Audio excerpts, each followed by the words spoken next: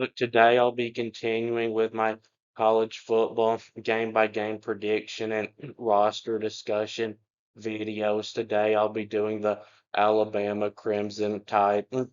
So a big question for Alabama was would Kalen DeBoer be able to recruit at close to the level that Nick Saban did? Nick Saban always had either the number one or the number two ranked recruiting class in the country. And in 2025, which was Kalen DeBoer's first full recruiting class, Alabama had the third ranked recruiting class. So far, the answer would be yes to that. But if Alabama goes 9-4 again, and Kalen DeBoer gets a third season, which I don't think he would in that case, it would be hard to keep recruiting at that level. So starting on the offensive side of the roster, Alabama returns at 63% of their production from both sides of the ball from last season. But at quarterback, Kalen DeBoer announced that Ty Simpson will be the starter this year.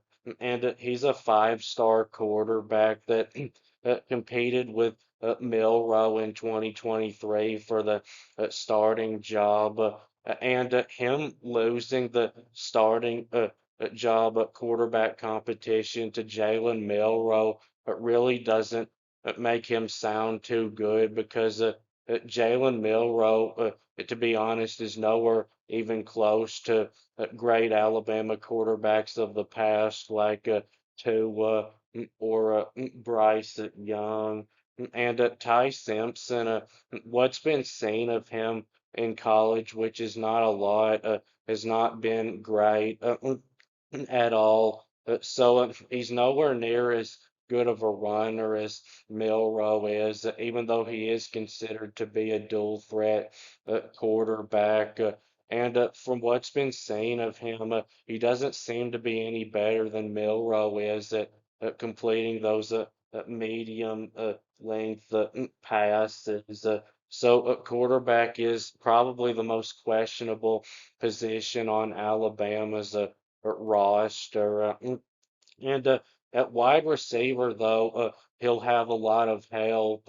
Ryan Williams has the highest ceiling, of course, of all of the Alabama wide receivers. I talked about him in my Heisman candidates video. I think if he plays at his to his ceiling, he'll probably be the second best wide receiver in the country. And Jeremy Bernard comes back, who last year had 50 catches for 794 and two touchdowns, averaging 15.9 a catch.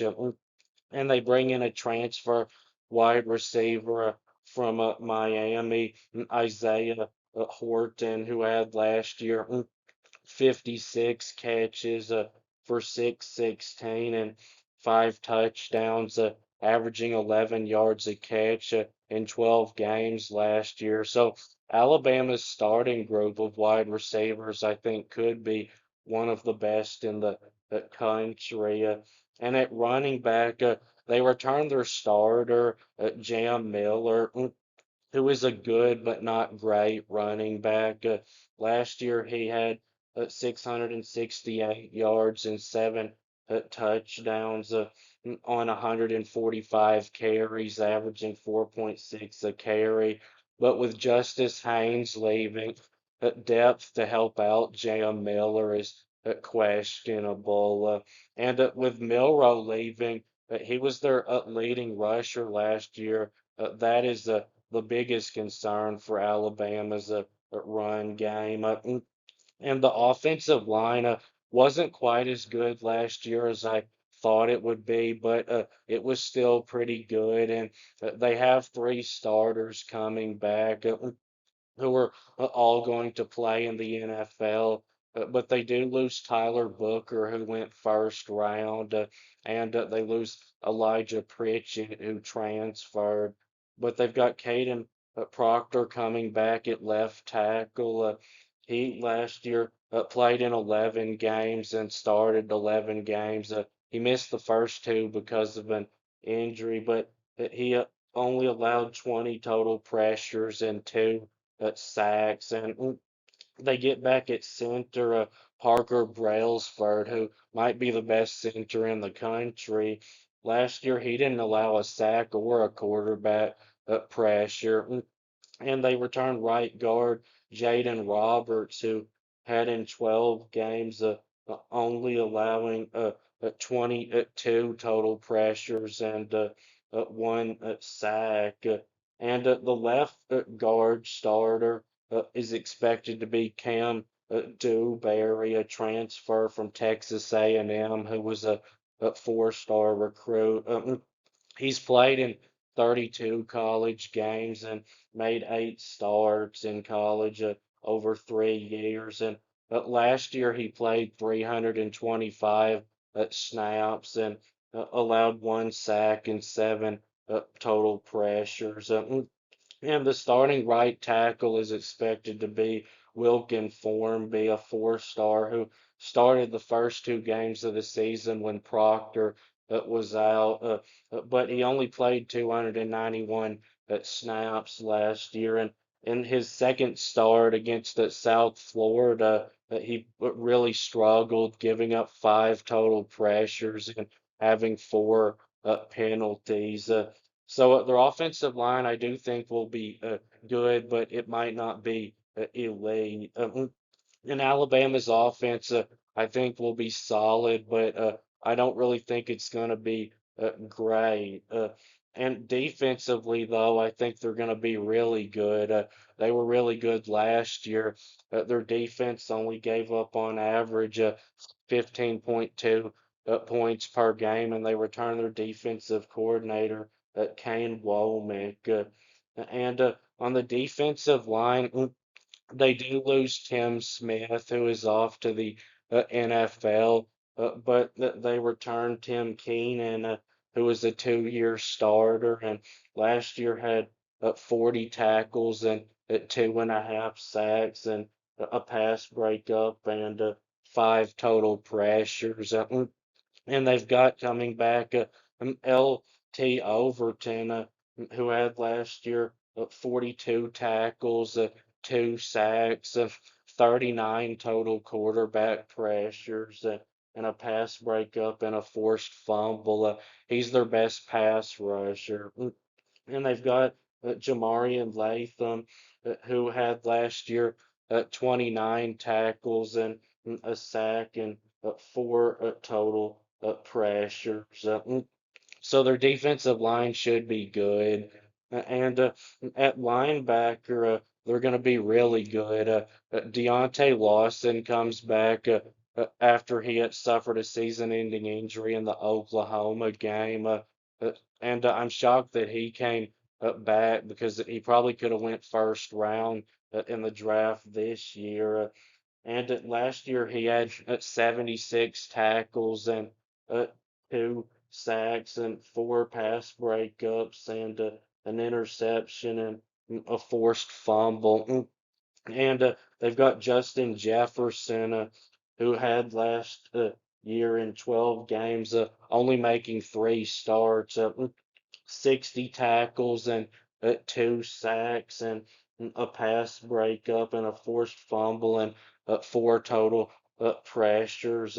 And they bring in a good linebacker from Colorado, Nikhil Hill Green, who had last year 82 tackles and four pass breakups and two sacks and two interceptions and four total pressures and 12 games. And they've got Q Rusaw, who played in all 13 games last year and started six games. And last year he had 36 tackles and a sack and two interceptions and a forced fumble and 13 total pressures.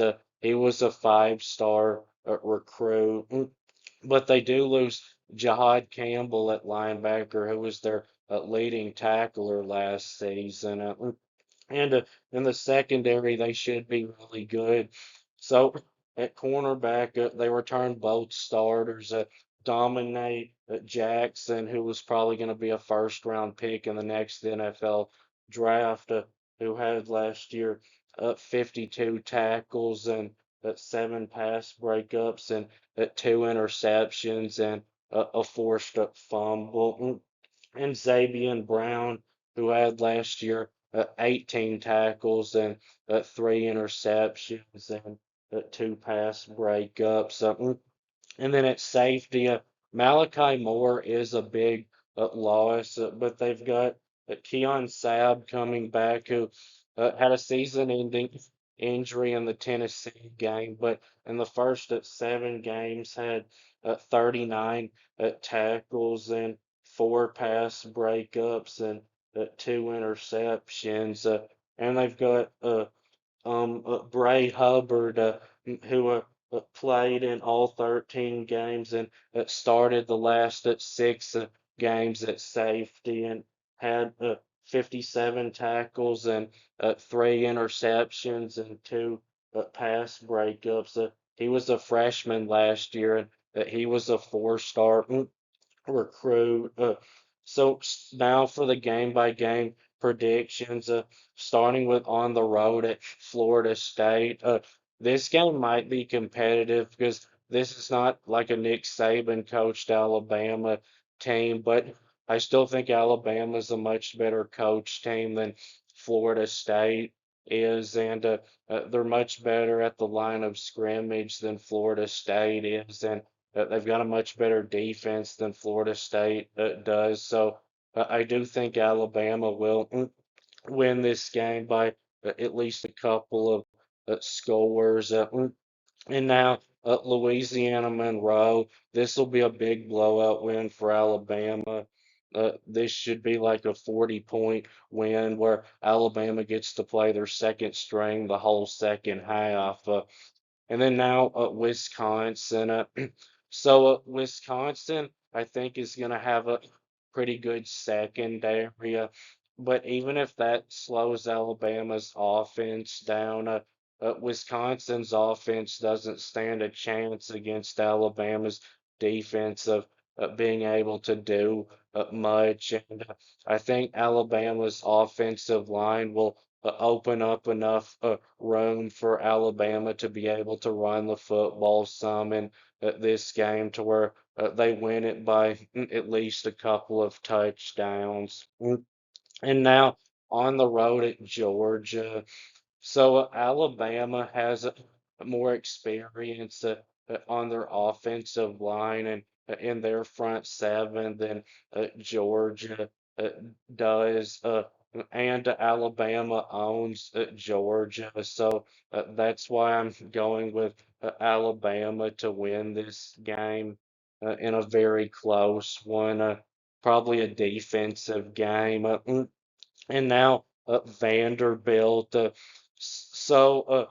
I just can't pick Vanderbilt to beat Alabama 2 years in a row. I think Vanderbilt has a chance to beat Alabama again, but because Alabama has so much more talent on both sides of the ball and Vanderbilt does, and their linemen are so much better than Vanderbilt's are. I've got to go with Alabama to get this win.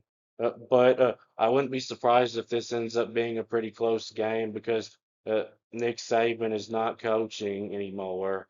And on the road at Missouri, I've looked at Missouri's roster and their defense, it looks like might be good enough to keep them in this game for a while. But Alabama's defense is going to be so good to where Missouri's offense, I don't think is going to stand a chance of being able to do hardly anything on Alabama's defense. Missouri might even get shut out in this game like they did against Alabama last year. Alabama's coaching staff, I also think, is better than Missouri's is. So I think Alabama will pull away in the second half and end up winning this game pretty big. And now at Tennessee, so at Tennessee's new quarterback that they brought in through the transfer portal is more experienced than Ty Simpson is, but he doesn't really have good experience. He came from a group of five team, and he threw a whole bunch of interceptions and had a bad completion percentage. And Alabama's got better wide receivers by a lot than Tennessee does, and they've got better lines of scrimmage this year, I think, than Tennessee does. And Alabama, I think, will win this game in a close one. And on the road at South Carolina. So I think this is going to be a really close game, and I could see it going either way because South Carolina is in a better shape than Alabama is at quarterback, but Alabama is better, I think, than they are at the line of scrimmage, and they've got a much better wide receiver room than that South Carolina does. But South Carolina's secondary, I think, is going to be pretty good too. But Alabama's linebackers also, I think, are much better than South Carolina's are going to be. So I am going to go with Alabama to get this win. And now LSU. So LSU is in much better shape than Alabama is at quarterback, and they're even more loaded than Alabama at wide receiver, and they've got a good running back too, Durham. And LSU doesn't return as much on their offensive line as Alabama does, but they did get help with that in the transfer portal. And LSU's defensive line, I think, is going to be so good this year. And their starting linebackers are as good or even better than Alabama's are, but Alabama has more depth than they do at linebacker. But LSU's secondary with the transfer portal additions that they got, I think, is going to be much improved this year. And I'm actually going to go with LSU to get this win in a really close one. And now Oklahoma, a team that now is a lot more secure at quarterback than Alabama is, and they've gotten a decent running back room and wide receivers, though Alabama, I would say, is in better shape, because Oklahoma added wide receivers from little teams in the transfer portal. And Alabama's offensive line, I would say, is quite a bit better than Oklahoma's is. But defensively, on the defensive line, Oklahoma, I think, is probably even better than Alabama is, having looked at their roster. But Alabama, I'd say, is a little better at linebacker. And in the secondary, both teams are pretty similar, but with the game being in Tuscaloosa and it being a revenge game for Alabama, I think it'll be close, but I'm going to go with Alabama. And now Eastern Illinois, this will be a probably like a 50 point blowout win for Alabama. Their second string will be playing by the beginning of the second half. And now on the road at Auburn. So I think Alabama is clearly a much better team than Auburn is. But with the game being on the road at Auburn, I think Alabama will struggle in this game. And Jackson Arnold, ran all over Alabama last year when he was playing for Oklahoma.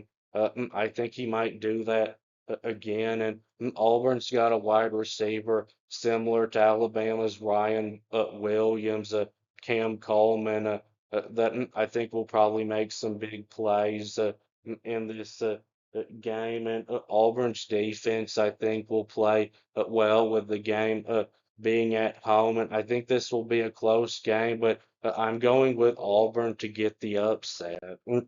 So, my prediction for Alabama this year is 10-2 overall and 6-2 in the conference. That'll for sure get them into the college football playoff and possibly the SEC championship game. So that'll be it with this video. Please subscribe. Thanks for watching, and I'll be back soon.